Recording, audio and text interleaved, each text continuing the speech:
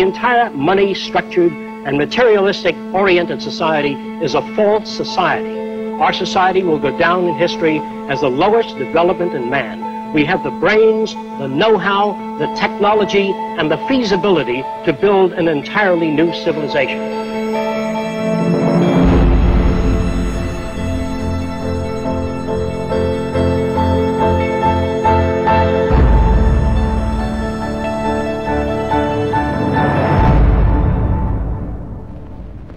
It was living through the 1929 Great Depression that helped shape my social conscience. During this time, I realized the Earth was still the same place. Manufacturing plants were still intact, and resources were still there, but people didn't have the money to buy the products.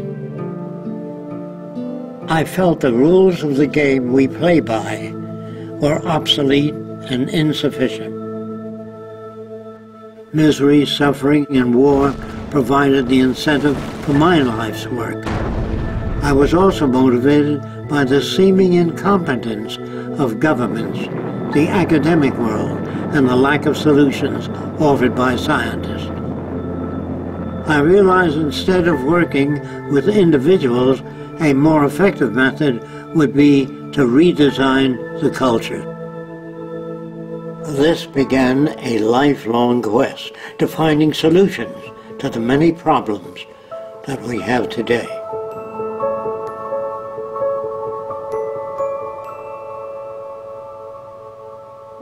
This presentation is a feasible plan for social change that works toward a peaceful and sustainable global civilization where human beings, technology, and nature coexist.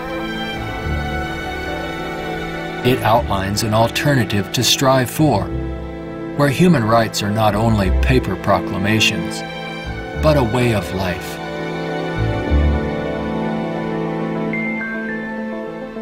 It is called the Venus Project.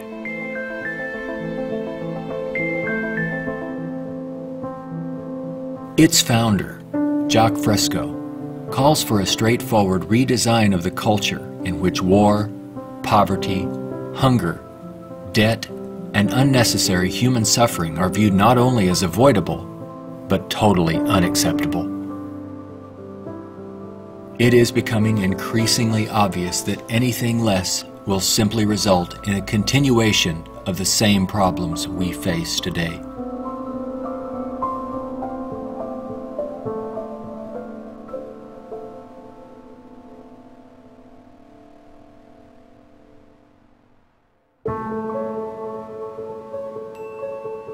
The Venus Project's Research Center, constructed by Fresco and Roxanne Meadows, is located in Venus, Florida. It addresses many of the root causes of our difficulties. But what are the real origins of our problems?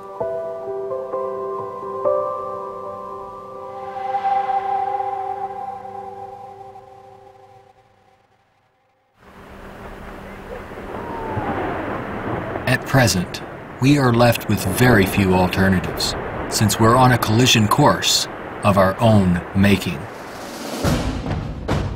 Answers from yesterday are no longer relevant. Considering the damage already done to the environment, we are rapidly approaching a point of no return, where nature will dictate the course.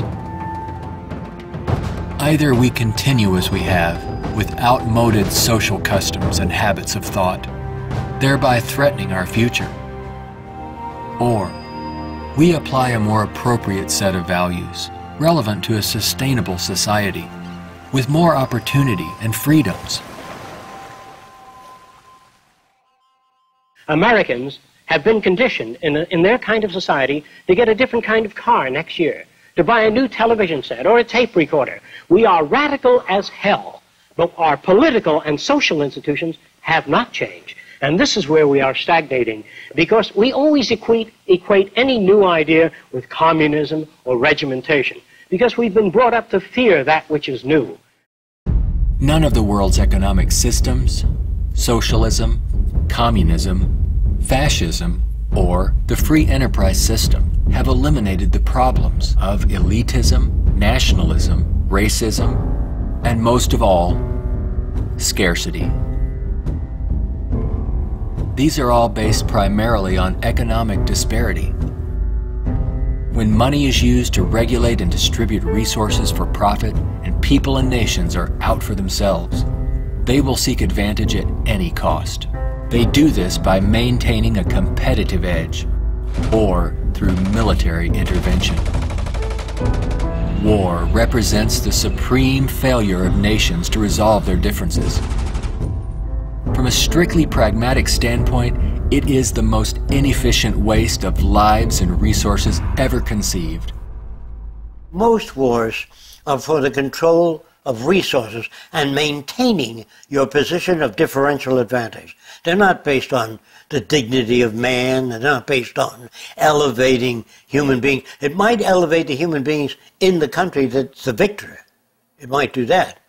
But as far as the rest of the world goes, the price is enormous.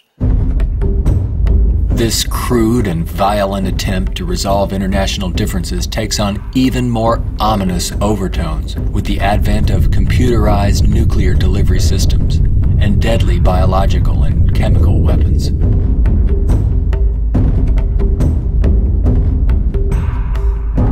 Yet it is a windfall money-making opportunity for those who profit by the military-industrial complex.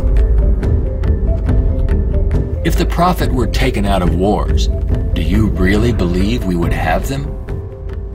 If they draft you into the army to serve this country, you put up your life for this country, they should draft all the war industries. Every cannon maker, machine gun maker, automobiles, jeeps, warships, all drafted, so that on the same basis of pay as the army. Then it's real. But if you make millions selling warships, machine guns to the army, then it's corrupt. I would, if I had my way, if we had millions of men in the army, I'd send them to school to become problem solvers, how to get along with other nations. That's what we have to do, not kill. When soldiers are just killing machines, they're trained to kill. I would train them to be able to go to Mexico and bridge the difference, and go to the Arab world, see if they can bridge the difference. So bring them all together, all the nations.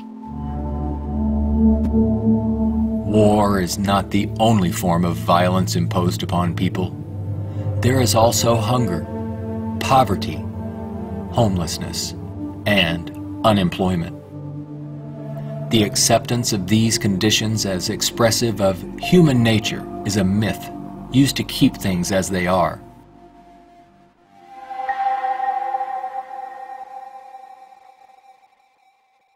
Genetics has nothing to do with greed, business, race prejudice.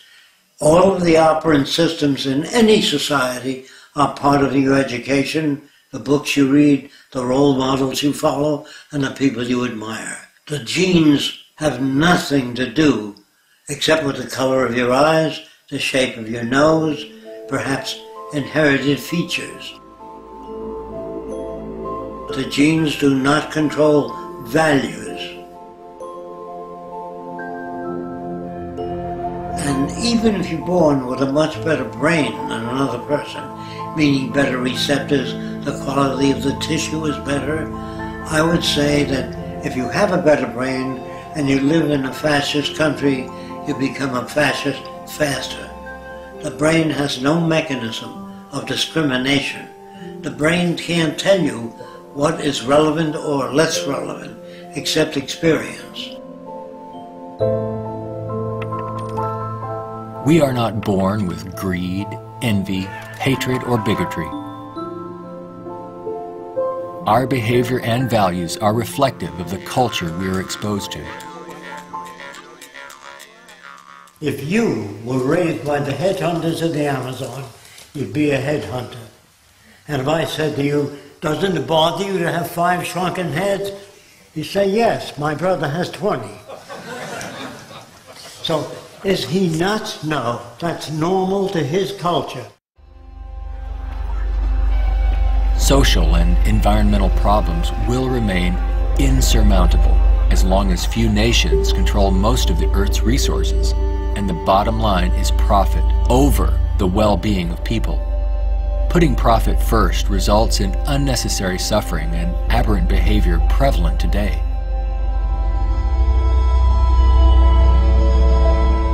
Many people feel that we need the rule of law to eliminate our problems. We have many laws, thousands upon thousands of them, but they are constantly being broken. Paper proclamations and treaties do not alter the facts of scarcity, deprivation, and insecurity. You can predict the shape of the future and the values if you know the trends of events and the ocean pollution, the scarcity of arable land. If you watch that degrading system grow, I can predict the riots and killing and assassination. In other words, human behavior is really generated by the surrounding environment. If there's a scarcity, say, of water, it is prized, and its price is high. Let's discuss scarcity as a system. Suppose it rained gold for about 3 days, gold dust. People would go out and shovel it in, fill the cellars, the attic, every drawer in the house. They throw out their clothing. If the rain kept up for a year, so the gold was all over the place, people would sweep it out of the house, take their rings off, throw them away, and so human behavior undergoes change to that condition. There's only a policeman in front of something that people have need for and don't have access to. So you put a guard there. But if lemon trees or orange trees and apple trees grew all over the place, you couldn't sell it. If you landed on an island that was so abundant with resources, you had 10 people, there were 1,000 fish for every person if you wanted it. There were 10 times the amount of bread, fruit, and bananas. Money would not come into existence. Private property would not come into existence. If the island was big enough, there was 10 people, there were 8,000 acres. No one would give a damn about staking out this particular area. There are patterns of behavior that promote survival. There are social conditions that change our values and outlook. No one can write a constitution of required behavior without consulting the environment. So we'd better take care of the environment, we'd better take care of one another, and we'd better educate people to the highest possible levels of our ability in order to have a society. Even a peace treaty cannot prevent another war if the underlying causes are not dealt with. Maybe what is needed are ethical people in government who will work towards everyone's well-being. But even if the most ethical people were elected to high positions and we ran out of resources, there would still be lying, cheating, stealing, and corruption. It's not ethical people that are needed, but rather a way of intelligently managing the Earth's resources for everyone's well-being.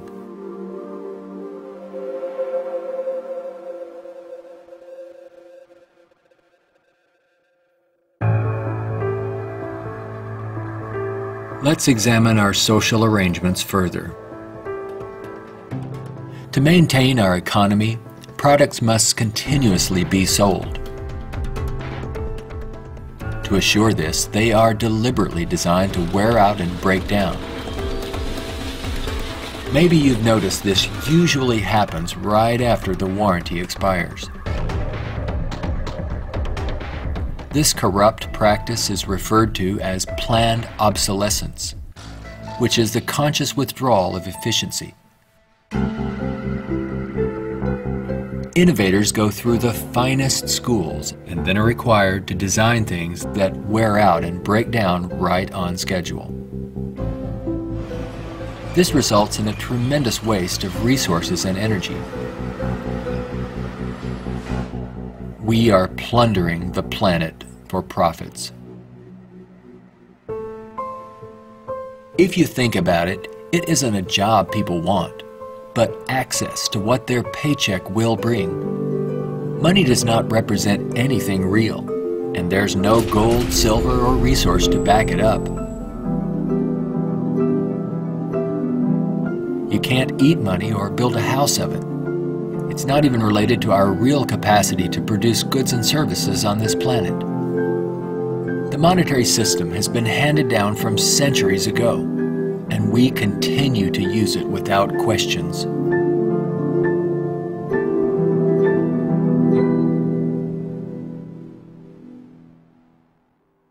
This system will keep installing more and more automation, cutting down on the purchasing power of the majority of people. There will come a time called the Gaussian curve, where employment is that, production is this, and purchasing power is that. The system stops. Banks fail, nothing works anymore. We're moving in that direction very rapidly. We have finally gotten to a place in 2011 where it's becoming obvious that the machine has beaten the man. We're incredibly productive with far fewer people. We are more productive. We are more productive as an economy than ever before. An iPad app we can do need more less than workers. 4 people. Just that there are fewer jobs. The jobs that do exist now can have lower wages because, for obvious reasons, a lot of people looking for a small number of jobs. The wages go down. That has huge impacts on the middle class and ripples out from there. We're moving towards social collapse. I think this is going to happen all over the world, not just here. And it doesn't require the overthrow of the government. It just requires that you let it alone. It'll overthrow itself. If you control the media, you can calm people down. But if the majority keeps getting laid off, they don't have purchasing power, the system collapses. It doesn't work anymore. They invade. It's already happening. This country is already insoluble. They're going to have difficulty with national security, paying pension people. They've spent far beyond what they already have. Now, all they can do now is create debt, borrow more and more money from banks. We also want to show you a rather grim sign of our times. It's not far from here in Midtown Manhattan. The national debt has grown too large for the national debt clock. It went up back in 1989 when the nation's debt was less than $3 trillion.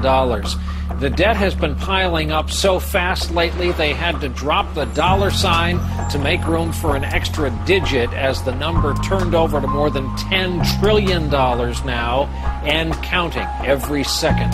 A whole new clock with 2 extra spaces will go up next year. The federal government is not allowed to print money. It's not allowed to lend money or get in the banking business. That is a privilege for bankers only.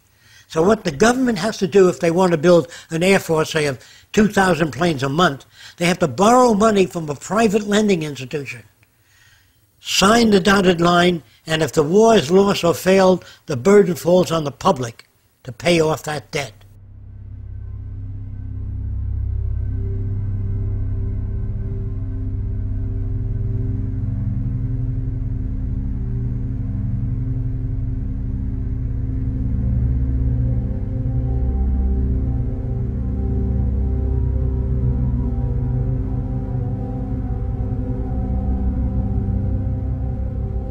We find ourselves and our social constructs in a transitional state, a matter of social evolution.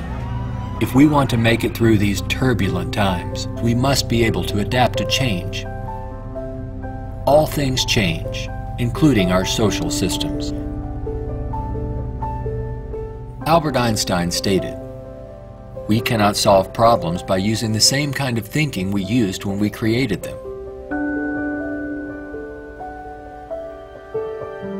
Earth is still abundant with resources. Our practice of rationing resources through monetary control is no longer relevant and is actually counterproductive to our very survival. Today, we have highly advanced technologies, but our social and economic system has not kept up with our technological capabilities, which could otherwise easily create a world of abundance for all, free of servitude and debt. How can this be possible? There is not enough money to feed or house all people on this planet, let alone accomplish these more ambitious ends. But Earth has more than enough resources to meet the needs of all people, but only if managed intelligently.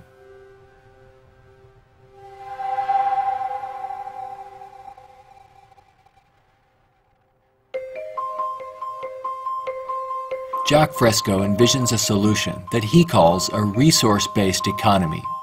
It is a socio-economic system in which all goods and services are available to everyone, without the use of money, barter, credit, debt, or servitude of any kind.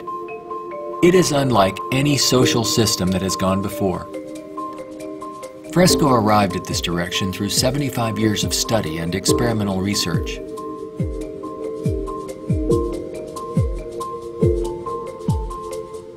A resource-based economy operates on the basis of available resources and makes those resources available to every human being on earth, free of charge, without a price tag.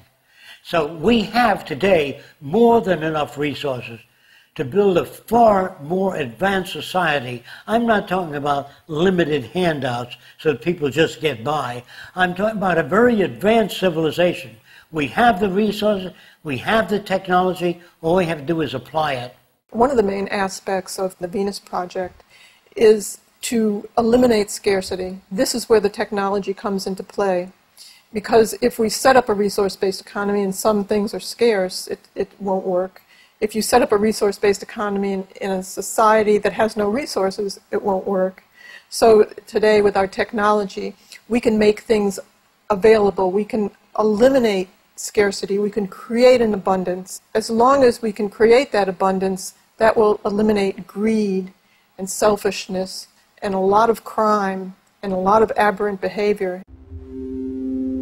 A social system can be designed so that all can live fully and constructively if the powers of science and technology are directed toward human and environmental concern and overcoming the artificial scarcities of our debt-based monetary systems. All people, regardless of political philosophy, social customs, or religious differences, ultimately depend upon the same resources: clean air and water, arable land, medical care, and a relevant education. I think if you pledge allegiance to the earth and everyone on it, that'd be the way to go for the future. The human species is a single family, and the world is home to everyone. Neither nations nor people can coexist separately any longer. No more separate nations. So anyone can go anywhere. Before the states joined together, they used to stake out their territory. They used to fight. They had militias. They would fight. This is our territory. Oh no, you're intruding. When all the states joined together, the government worked out the lines of the states and they agreed, and that was the end of territorial disputes. If you want the end of war, you must declare the earth common heritage.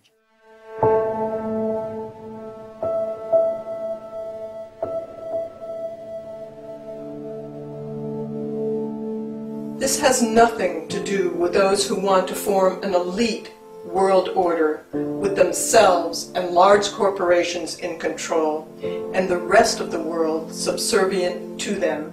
On the contrary, a global resource-based economy enables all people to reach their highest potential, where they can thrive and grow in a society that works in their behalf, a society that protects and preserves the environment as well, one that understands that we are part of nature, not separate from it.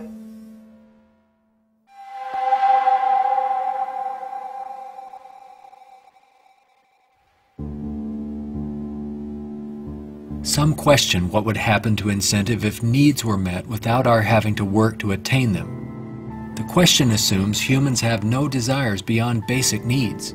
If that were true, there would be no inventors, writers, or teachers. People work with passion on the things that interest and challenge them.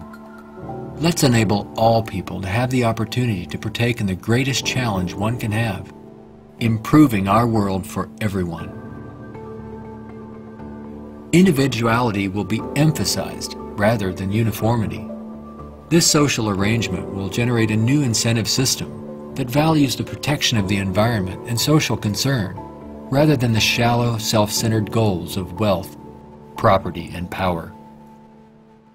It does not call for uniformity. It absolutely calls for diversity. The more diverse people are, the more individuality. So we emphasize individuality, creativity, innovativeness. This is the essentials of the design.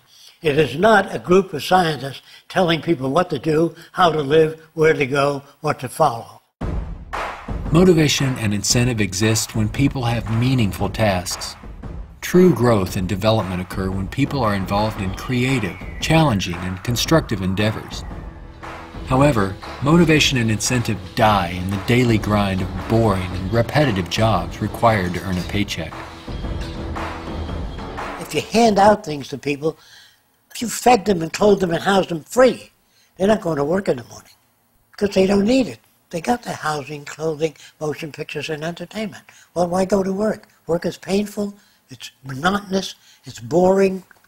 In the future, if people have access to all their needs, but they don't have any challenges, this is where it goes to pot. So people constantly are challenged by new things. In our schools, we challenge them with many things that are not solved and many unresolved problems. If you're well-fed and well-clothed, that doesn't stop your brain from working. That would mean that every millionaire does nothing and is turned off because he got all the means. That's not true.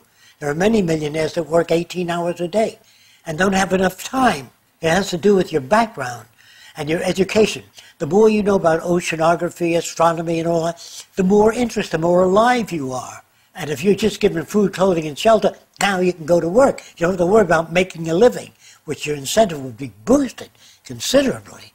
So I call that a new and innovative incentive system.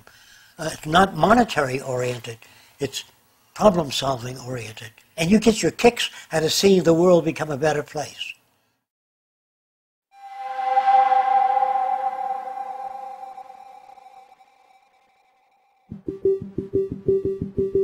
How can we use our technology wisely so that there is more than enough for everyone? To achieve this, it's mandatory that the planning for it be based on the carrying capacity of the planet's resources. Our entire infrastructure must be redesigned and operated as coherent, integrated total systems. This means we must consider our entire global community as one unit that includes everyone, and plan accordingly. Only in this way can we use our technology to overcome resource shortages, provide universal abundance, and protect the environment. Therefore, a global survey is first needed to assess exactly what we have. This would inventory our physical resources, personnel, production centers, and the needs of people. This enables us to determine the amount of goods and services needed. For instance, where is the arable land to grow crops? How many people are in various locations? And what is the state of their health? This would determine where hospitals are built and how many. If you try to do that today, ask for a global resource survey of all nations, they'd wonder, what are you trying to do that for? To find if we got enough resource to fight you in armaments and other things? They would be skeptical, hesitant to give that information. So I would say it wouldn't work in today's culture. But after the ideas are put forth and the reason for it and the advantages gained by all the nations, it would have to be specific advantages that they can understand in their terms. And if they agree, then the survey would be conducted. It's not my opinion or the opinion of anyone else would be used. It's the size of the population, the availability of resources, the carrying capacity of the earth that determines what is done and how fast things move. See, today it's done on a totally different basis. But in the future, it'll all be based on a form of dynamic equilibrium. That means operating everything at the highest potential without environmental neglect. The key to achieving abundance and a high standard of living for all is to automate as much as possible in the shortest period of time. But during the transition, we have to bring together the technological capabilities of people working with computers and working with technology and building and designing methods of delivering these resources and the necessary industrial plants to process the resources. Our problems and their solutions are technical, not political. Most problems can be solved when technology and the methods of science are used to serve all people, not just a select few. What is it that you want? You have to ask yourself, I want to live in a world where I don't have to fear that my children will go into another war, where there'll be deprivation or problems or disease. Do you know how to build that kind of world? No, I don't. Well, how do you go about it? You call upon the various divisions of science, bring them together, and say, these are the problems we'd like to solve. A scientific government doesn't mean that scientists rule or control people.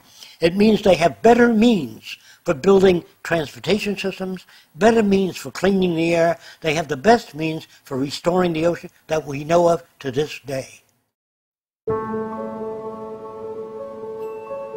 Computers can serve the needs of everyone when CyberNation is ultimately integrated into all aspects of this new and dynamic culture. One can think of this as an electronic nervous system, extending into all areas of the social complex.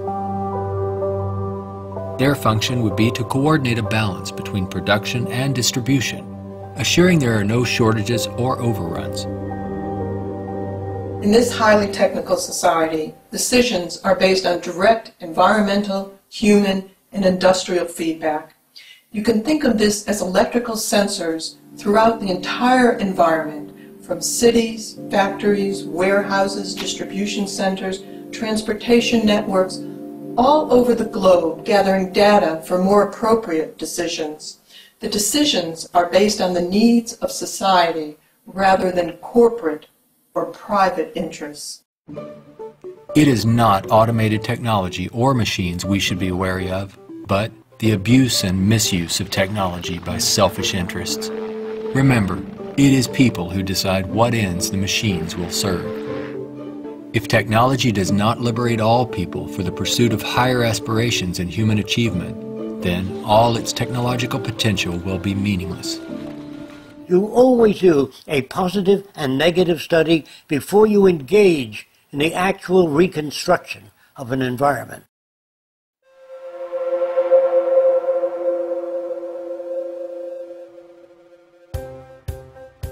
It's all just talk unless there is a technical plan to organize and use resources to accomplish abundance. What follows are some of the many approaches the Venus Project provides for the entire social spectrum.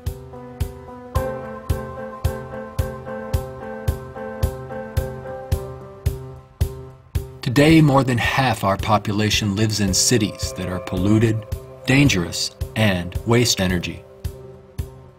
What we have to do is design a city as a living system, as an organism, as a university, that all of the cities of the future will be university cities that grow, that continue to exchange ideas.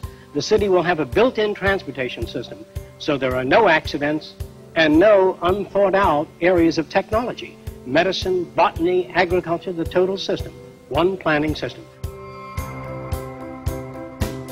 It is actually better to build newer cities from the ground up than to restore and maintain old ones. Fresco uses a systems approach to designing new cities. They're desirable and pleasant places to live. The notion that intelligent overall planning implies mass uniformity is absurd. Cities would be uniform only to the degree that they would require far less materials, save time and energy, and be flexible enough to allow for innovative changes while preserving the local ecology. If we design our cities to meet human needs, you don't have most of the problems that are prevalent today. In the Central Dome, you have childcare, schools, dental care, medical care. In the production and design of the cities, we work out 1/8 of the city system, and then we reproduce it instead of have architects design each building and each structure, which is a tremendous waste of energy and talent. When working on solving the housing problem for all the world's people, construction techniques would be vastly different from those employed today. Extruded and self-erecting structures could revolutionize and speed up construction processes. These lightweight, durable apartments could be produced as continuous extrusions and then separated and positioned in place by the mega machines. The outer shells of these efficient structures serve as photovoltaic generators and heat concentrators. You don't own anything in this society. Really, people don't want money. They want access to things when they want it. And people in a society of abundance having access to things will really no longer begin to store and accumulate things. We recycle it, update it, make it better. Take the same materials of an old car, weighs just as much as a new car, so there are no old cars. Old cars mean danger. If you drive a very expensive car and somebody else drives a beat-up old car, if their brakes fail, you may die. We don't want any old cars on the highway. We don't want anything that breaks down. We don't want anything that takes looking after. In a resource-based economy, people may access whatever products they need without the burden of having to purchase, maintain, or insure their possessions. In this way, there is much more to go around for everyone, and products are always available when needed. Anything people may need is available in these outside access domes. Sculpturing materials, musical instruments, somewhat like the public library. They can go down and access a camera or a bicycle or a wristwatch. Anything that they need is available without a price tag. That would mean we must achieve a level of production that's so high that scarcity no longer exists. That will prevent almost all crime. So there's no way of segmenting or making this system just or equitable. We have to make a system that assures human rights. You know, when everybody has free access to goods and services, you don't have to fight for women's rights or black rights. It's an automatic in a society that's set up that way. You don't have to make laws, don't steal. It would bypass that behavior. Surrounding the central dome, you have the research centers. Centers that do work that's relevant to the sustainability of the entire community. As we move away from the research centers, we come to the recreational area, which has tennis courts and all of the games that people require.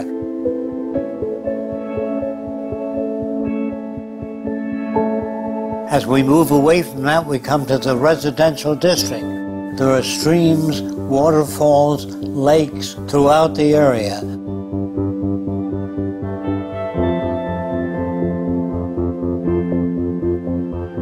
We could provide a wide range of unique homes and apartments that can be relatively maintenance-free, fireproof, and virtually impervious to adverse weather conditions.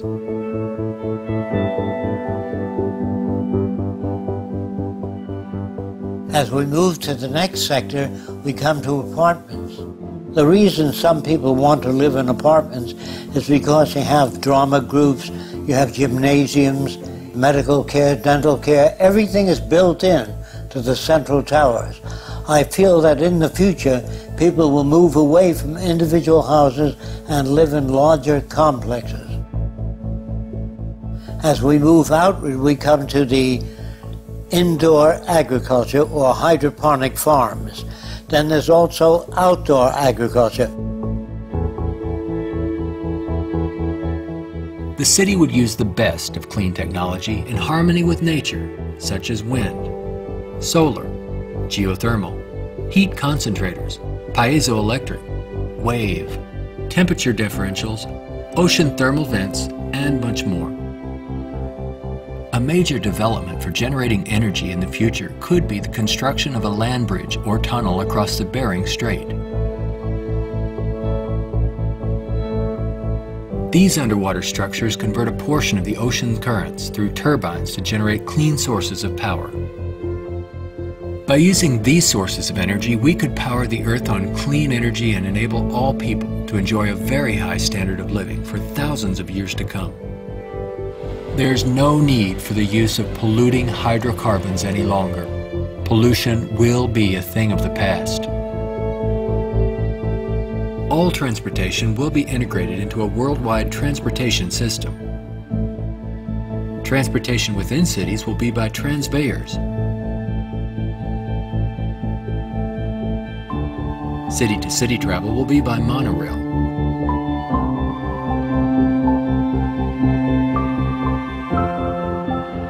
Maglev trains are utilized for long-distance travel. To enhance efficiency, this high-speed maglev train is equipped with removable sections, which can be disengaged while the train is in motion. Aircraft will display a wide range of configurations. These VTOL aircraft, or vertical takeoff and landing, are used to transport passengers and freight. The priority is safety rather than saving money or dealing with the lowest bidder. This modular freighter consists of detachable sections that can be rapidly loaded or unloaded. The number of sections varies depending on the amount of freight to be delivered. When all the sections are connected, they can be propelled as a single unit. Ships can be floating manufacturing plants that produce products while en route to their destinations. They can also serve as education centers, where children and adults travel worldwide, obtaining innovative education, not through vicarious study, but through experiencing and interacting with the real-world environment. A national transportation system would include a network of waterways, canals, and irrigation systems. They could serve to minimize the threat of floods and droughts while allowing for the migration of fish, provide natural fire breaks, emergency water sources, fish farms, and recreation areas. When we unleash science and technology directly into the social system without the restrictions of the marketplace, finances, or patents, we could achieve a very high standard of living within a very short period of time. This society would continuously improve, changing rapidly through new technologies, inventions, and ideas. It would be an emergent society rather than an established one like we have today. Imagine living in an extraordinary oceanic city, helping to restore the ocean environment while eliminating land-based population pressures.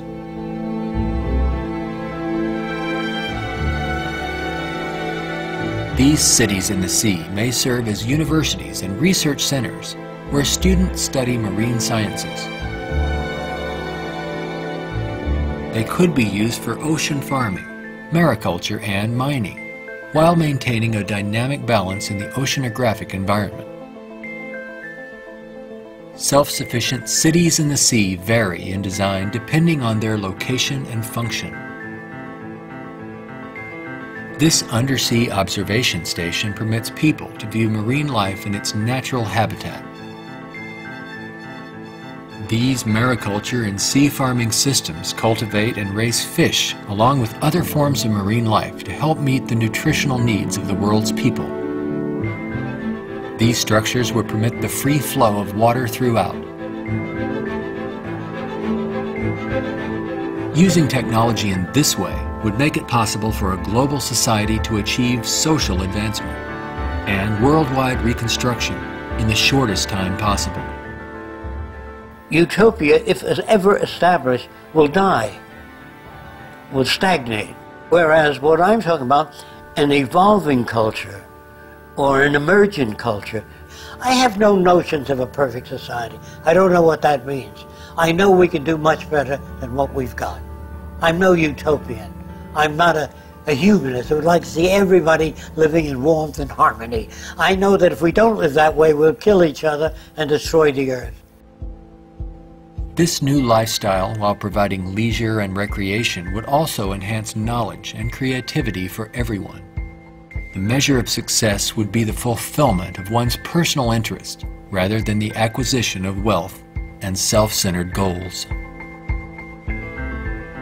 A resource-based economy would not only change our environment to make it clean, efficient, and enjoyable, but it would introduce a new value system appropriate to the direction and aims of the new innovative approach.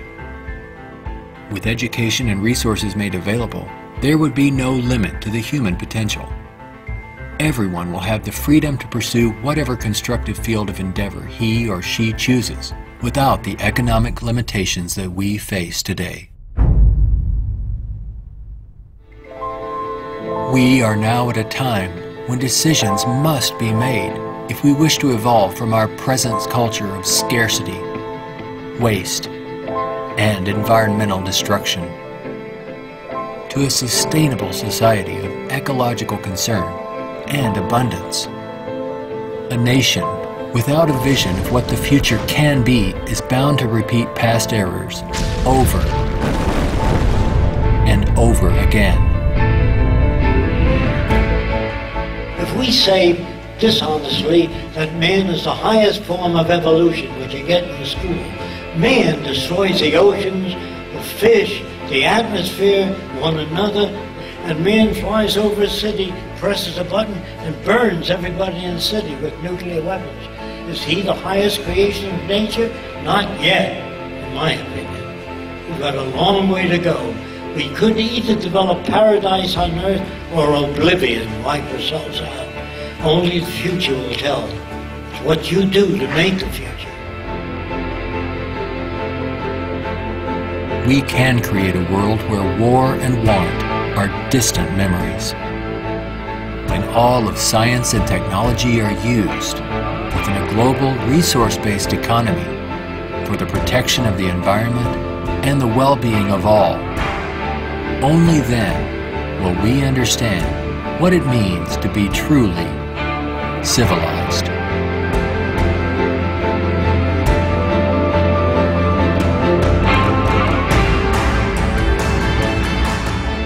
Be a part of the growing community of people working toward making the aims of the Venus Project a reality.